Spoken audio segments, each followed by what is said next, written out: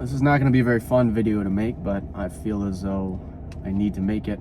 A lot of what I want to produce on this channel is spiritual wisdom and general wisdom, you know, living in this world and coexisting with one another. But today I want to talk about something that is very concerning, and I've been continuing to learn through a variety of sources, mainly through Twitter, graphs and charts, and economists on YouTube.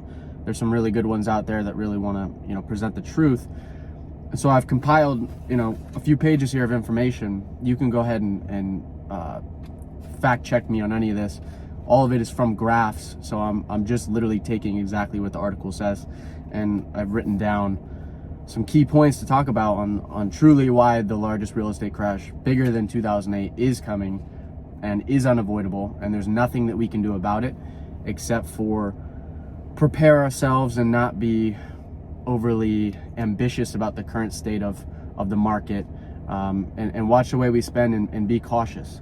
You know, it's going to be good for a lot of us because obviously we've been waiting for an opportunity to buy certain things we want, or get certain assets that we would like to acquire at a much more reasonable rate. Because right now, assets are clearly inflated, as they have been through this whole inflationary cycle that we've gone through. So I'm talking about the biggest one that I have, which is really the largest indicator of real estate crashes that we have, is the CaseShiller Index.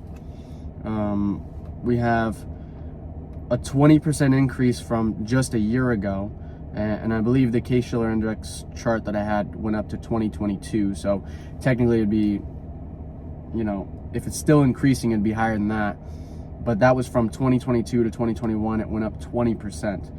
The historical average, to put it into perspective, is anywhere from 4 to 5%. It's usually around 4.5 to 5%. As of year 2000, it was, till now, the average was, I think, 4.7%. So still under 5% historical average, because it's more or less a stable asset.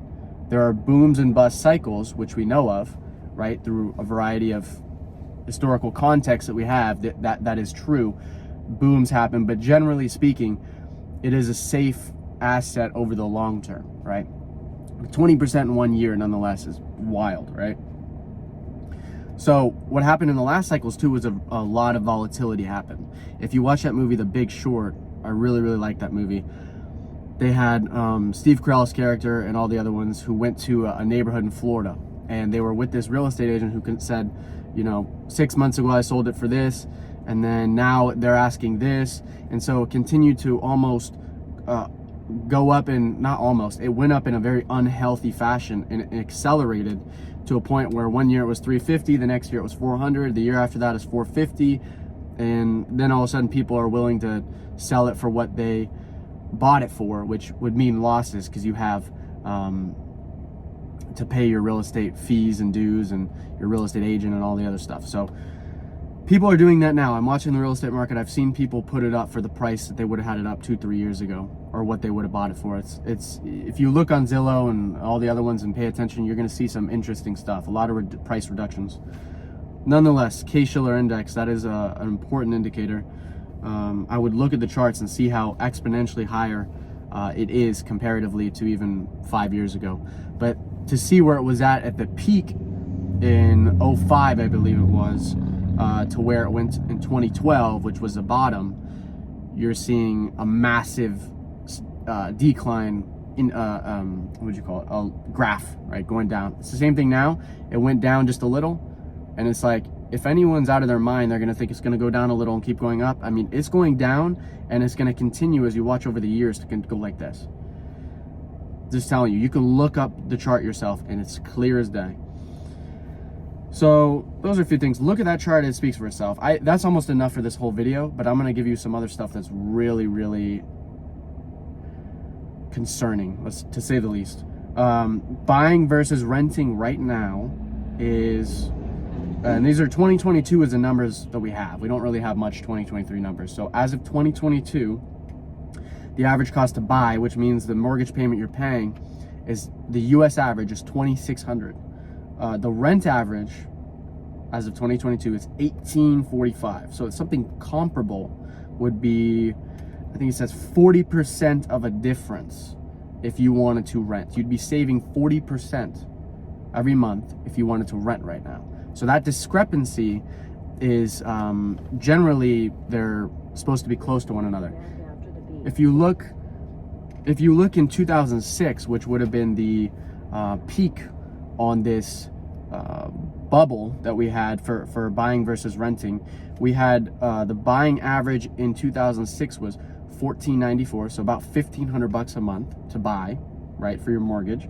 And then in 06, the rent average was $1,056, so about $1,000 versus $1,500. As you see, pretty similar to what we're looking at today. Either prices for homes are going to come down or rents are going to go up. That is the only historical way that this has ever played out. And if rents are going to go up, then we got to start making more money. And that, based on some other indicators I'm going to talk about, is not what's happening at all. The opposite is happening. Wages are not increasing with inflation. They're not increasing to the degree that we can keep up with this continuing price increases. It's impossible. It's literally impossible. Yeah, so houses are going to come down or rents are going to go up, and I think we all know which one is more likely. Okay, another one. This is not real estate, but this is going to affect real estate because this is the cycle of what happened during the downturn in 2007, 2006, right? 05 was the top of the housing market, but 07, 08 is when things started to get really bad for the economy in the form of banks and, financially, right? So 2007, let me go back. This is 13-week Treasury bills. So it's approximately 3.25 months of Treasury bills. I'm going to give you a short synopsis if you don't know what Treasury bills are. Treasury bills are money that you pay to the government essentially as a loan, and they give you a percent back on your money annually, or in this case, monthly, right? So you receive back an interest payment for you buying Treasury bills for the United States, right? United States now has your money, they can use your money, and they're giving you interest on that money so that they can hold it. So short Treasury bills generally are much less risk, but when short Treasury bills go up, there's some instability. So usually you'd have long Treasury bills being a higher interest rate that they're going to pay you for your money, but now we're seeing it flip, which is exactly what happened in the Great Recession. It flipped to where the short ones were worth more than the long ones. It's clear as day. It's right here. So we had 07 peak. It went up to 5% interest is what they're paying on 13-week Treasury bills, very short Treasury bills, 5%. Now in 2023, we just hit 5% again on the 13-week Treasury bills. It's just cycles. It cycles. It repeats or rhymes. In this case, that's repeating. By 2009, from 07 peak, 5% interest rate that they're paying you, it went down to flatline at 0, and a flatline from 2009 to 2015 at 0. So now they're not asking for your money. They're not going to give you good interest. People aren't buying them, right? From 09 to 2015, zip. They don't want your money anymore. When they really need money, that's when you got to start asking questions. What is really happening in their world? Because they're managing money and they're having their own difficulties with how they allocate money, right? Where are we at? We're at 9 minutes. All right, this is gonna be a little longer of a video. If you want to stick around, I'm telling you, there's some really, really good stuff in here. It's gonna have to be longer because it's just far too much information, but it's all interconnected, intertwined. So this is commercial real estate, which is one of the biggest threats we have right now as far as between residential and commercial. Commercial is at a big risk because of what happened with the pandemic. We had a lot of people leaving office spaces, a lot of commercial vacancies. In my city, for example, I see vacancies to a degree that I've never seen before. I see retail spaces, I see warehouses, I see office spaces. All of them have signs on it, rent me, call me, blah, blah, blah. So as of 2016, 90% of all U.S. offices were occupied. How many years ago is that? That's literally 7 years. 7 years ago, we had 96%. Almost full occupancy in specifically offices, okay? As of 2023, we have 49% of offices occupied. That's a big chunk. It's a big chunk on the market for commercial real estate. Not to mention, by year 2025, we have $1.5 trillion worth of loans that are set to mature, which means the date ends. Now you got to either refinance, or if you can't afford it and you don't want to hold it, you're going to try to sell it. Drastically less, might I add. A property in San Francisco, an office building, went for $300 million, was valued at $300 million prior to the pandemic, 2019, 2018. After the pandemic, they say it's worth $60 million. Look that up for yourself. I mean, dude, San Francisco is a quote unquote, over the long term, a great market to be in. It's a hellhole right now, but it's a great market to be in. 300 million to 60 million, red flag. Lights should be going off. So if you guys don't know anything about cap rates, that's how commercial real estate is valued. It's a cap rate. Cap rate is net operating income divided by the asset value. When you have asset values coming down and you have income coming down because you have less people renting from you, less occupancy, the property becomes so much more risky to a point where getting rid of it and selling it is far more difficult. So the ability for these companies, these owners of these commercial real estates, to default has literally skyrocketed beyond anything it could possibly do, because both ends of it are going, the value itself is down and the income is down. I mean, it's going to be a bloodbath, and I'm just going to say it's going to be good for those who, when the time is right, you have been ready, you have been paying attention, you have been praying to God for prices to go down because things are wrong. And you know, what is it? I saw 54% of net income in the US is being used for housing expenses. That's our gross income, rather. Gross. So if you did net income, they say it's closer to 70% of your income is being used in housing right now. It's not sustainable. It's impossible. Who is loaning to these people? Who is letting this happen? I don't know. There's a lot of criminality happening. It's pretty obvious. All right, so if that stuff didn't make sense to you, I'm sure a lot of this already makes perfect sense. If you're really, really even slightly aware of economic indicators, this is a lot. Let's see, do I want to divide this video up? No, you guys can handle it. Okay, small banks' share of commercial real estate loans. So we're talking about these commercial real estate loans, and we're talking about how much more risk there is now in the commercial real estate sector. Because of all the vacancies, because of all the unaffordability, you have people writing off their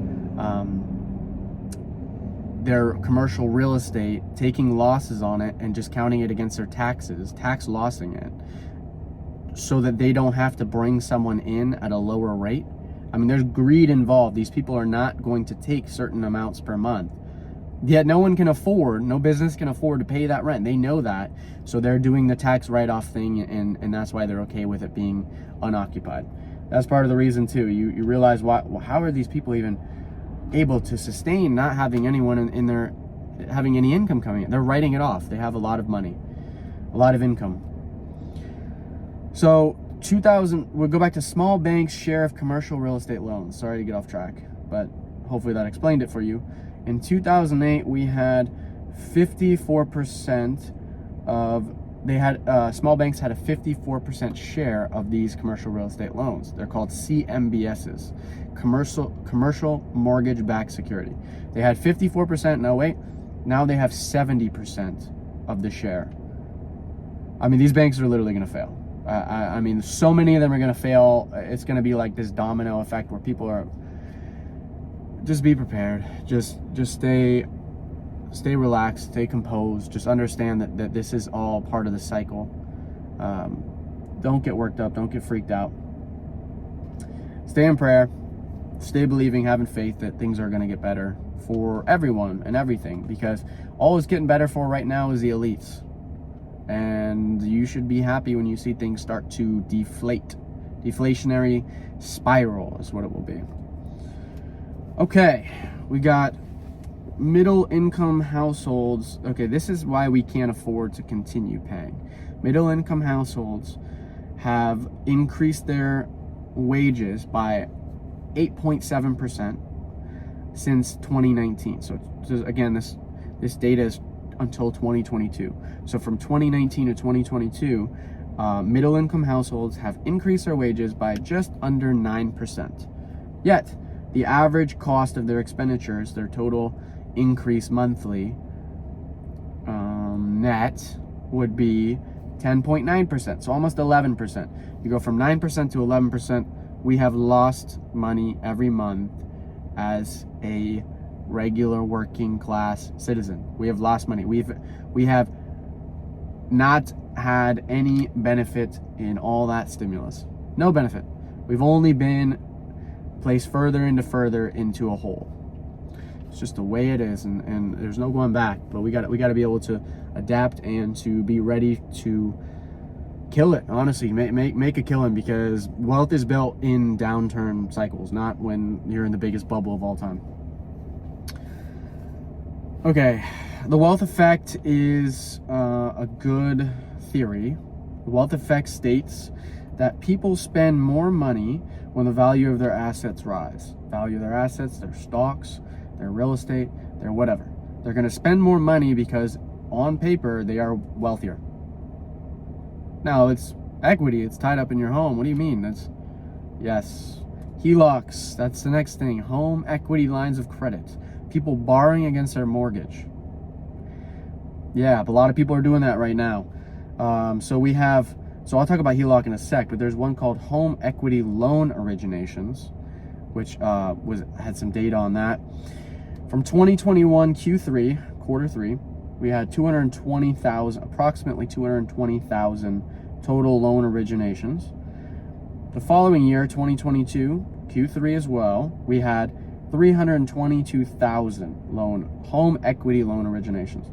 From 220 to 320 in 1 year. That means people are hurting for money. That means people are reaching into their equity for money. And they have the ability to do it because they're on paper wealthier, because their prices have gone up, 20% in a year? Oh my gosh. I mean, it's so unstable, it's not even funny. That's not how real estate has ever operated, except for in bubbles. Anyway, home equity lines of credit, as a different indicator. So the first one was home equity loan originations from 220K to 322K in 1 year. Now, home equity lines of credit opened in 2022 was at 405,000, up from 286,000 in 2021. As you see, that's more than 50%. Maybe not 50%, like 35, 40%. That's drastic. In 1 year, that's drastic amount of people who are now digging into the equity in their homes. Ooh, when those prices come down, I mean, the amount of defaults are going to be unprecedented, because now there's no reason not to default when you've taken all your money out, and when you're I think people have overestimated the 30 years that they're locked into. They're overestimated how well they're going to do over the 30 years. I mean, the Fed is literally raising rates. Now we're at 7% average Fed rate. I mean, they're doing this to bring actually the unemployment rate up. They're trying to create more unemployment. You say, why would they want to do that? That's terrible, because that's how the Q2 money supply works. Q2 money supply is the amount of money in circulation. When you have all this money in circulation that is being spent and traded and moving around, you have more inflation because you have more money in circulation. Less money in circulation happens when you have less people have jobs, less people spending. How do you stop people from spending? You destroy their ability to spend. It's pretty simple. Simple, but it's unfortunate. It's what they're aiming towards, is less money supply, therefore deflation. I think I had something on the money supply. Q2 money supply, yeah, I didn't write it down, but I saw that the Q2 money supplies are at the levels right around Great Depression levels. Don't mean to scare you, but the amount of money right now moving around in cash balance, in savings balance, in tradable liquidity, Money like that is very, very low. As low as it's been since the Great Depression. Again, don't want to freak you out, but there are what's called 100-year cycles. Every 100 years or so, there is what is more or less a Great Depression. Now, does it have to be a famine? Not necessarily, but an economic depression, I truly believe that's where we're heading. I think a lot of people who are balanced and see things for what they are would agree. And it's, again, not a scary thing if you understand that wealth is built during this time. If you understand that you cannot over leverage yourself. People are over leveraged. The lemmings all got in this big group. They all decided to follow the same form, and they fear bought into real estate. They became a force of mutual unawareness. Everyone became unaware of what this would cause. They all piled into real estate because they're fearful, you know, and prices are going to go up forever, says Dave Ramsey. Give me a break. It's unfortunate that we have so many people that are speaking the things that are going to destroy people's livelihood, because they've been lied to by media. They've been lied to by, you know, all these individuals with billions of dollars are in the pockets of media, and this is something that's not discussed a lot. So they don't have the best intention in mind for any of us. Anyway, good media is probably independent media, usually, right? So you go on YouTube, you can find independent. Look up Economic Ninja, great guy. Okay, there's a number of other ones. He's just one that is very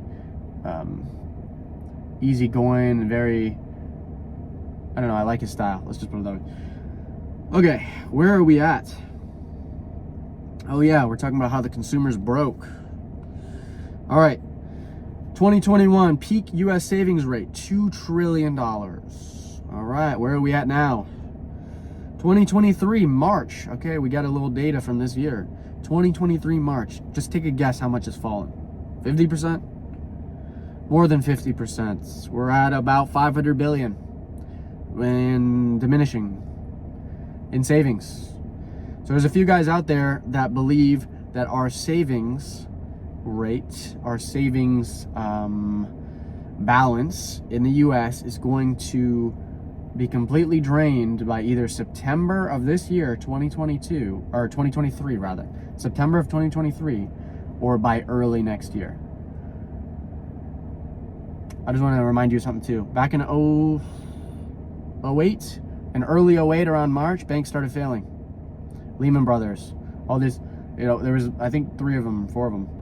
I forget. Look it up. What happened this year in March? Come on, guys. We started seeing some banks failing. What happened by October? It was mayhem. It was absolute anarchy. In 6 months? 6 months? I'm not very good with math. 7 months? 7 months? I mean, goodness. It can get really upside down very fast. Just prepare. That's it. Just prepare. Don't freak out. Okay. The savings are going to go away pretty quickly. They already are. We got auto delinquencies are surging. Now, what most economists say is that before people stop paying their rent, stop paying their mortgage, they stop paying their other high payment, which is their car. It's the first thing they do, and the first indicator of potential financial woes turning into greater financial woes. We have, I won't talk about the subprime. The subprimes are up in like the highest in 20 years. I'll just quickly gloss over that. In 2023, this year, January, we had subprime auto delinquencies at 5.93%, nearing the all-time high since 1996 of 5.96.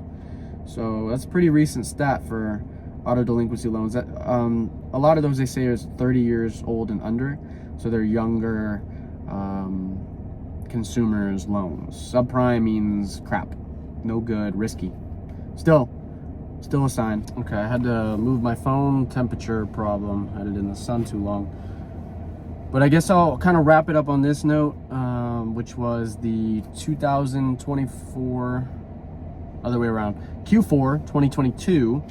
So this last year, Q4, we had 15.7% of consumers who financed a new vehicle spent in excess of $1,000 a month, either $1,000 or higher every month.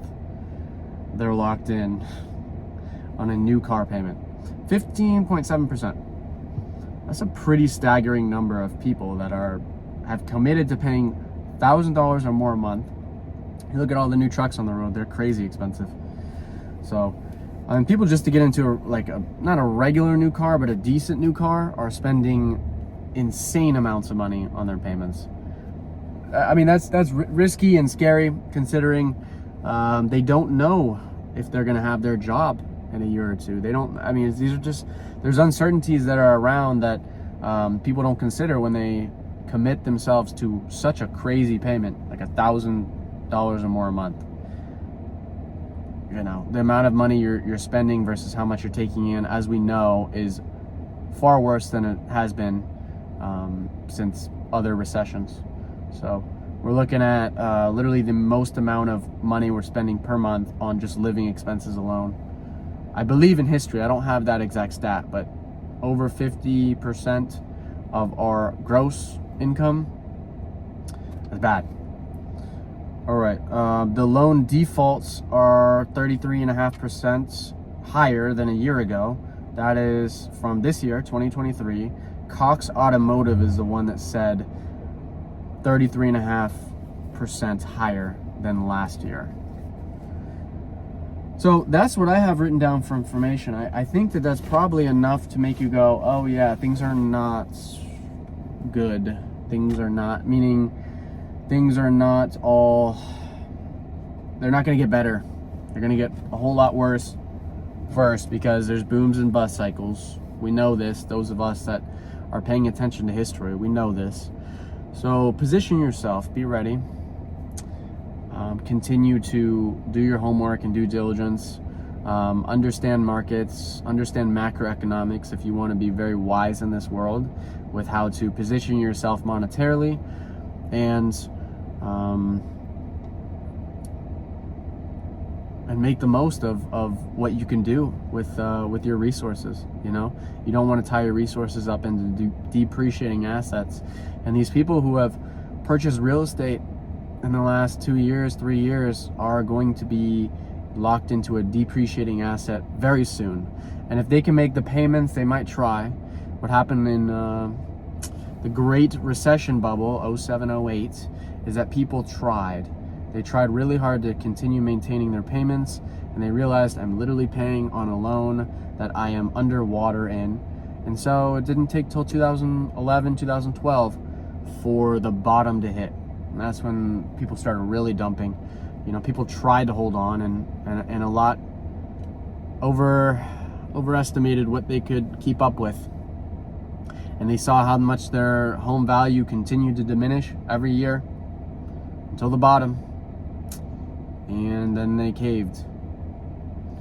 So don't be one of those individuals that follow the general consensus, which is fueled by media, who lies and lies and lies, and doesn't care because someone's in their pockets and someone's giving them more than enough money to say whatever it is that they're told to say, or believe in a narrative that is not actually firmly rooted in logic.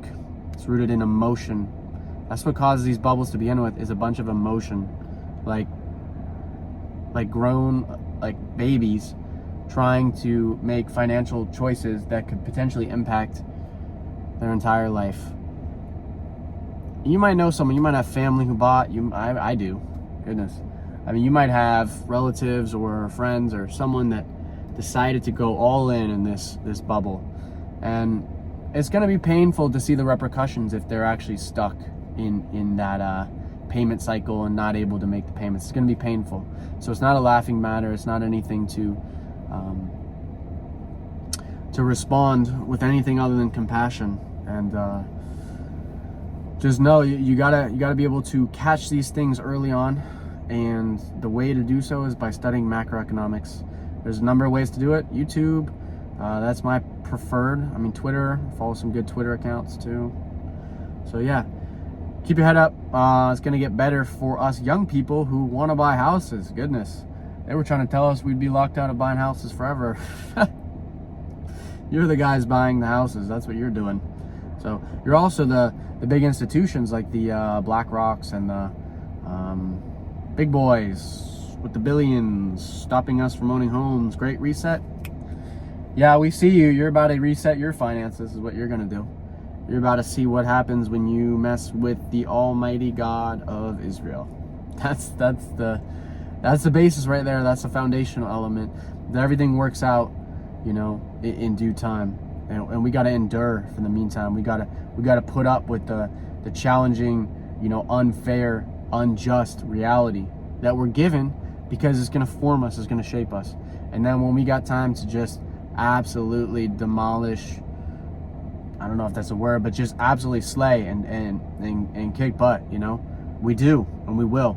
But we have to be prepared. We have to know how to properly allocate those funds as well. We don't want to make the same decisions as those who lose everything in these downturns.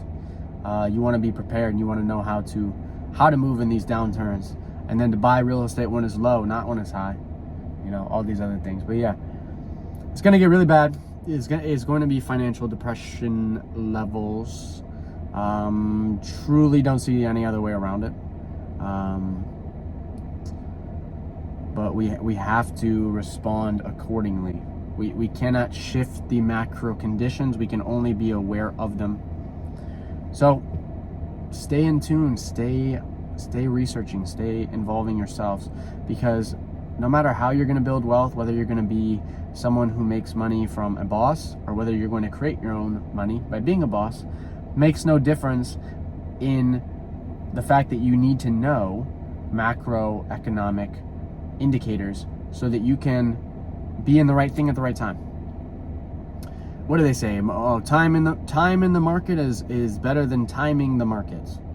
Okay, maybe that's true, but what if you buy in at the top of a bubble and you can't hang out for 10 years till it gets back to that level? I mean, it's lunacy to say that that's even a real way to go about it. You have to know, like unload when it's time to unload, dude. Like, it's not getting better than this. You know, pay your taxes. Anyway, y'all get it. It was pretty clear. All right, be blessed.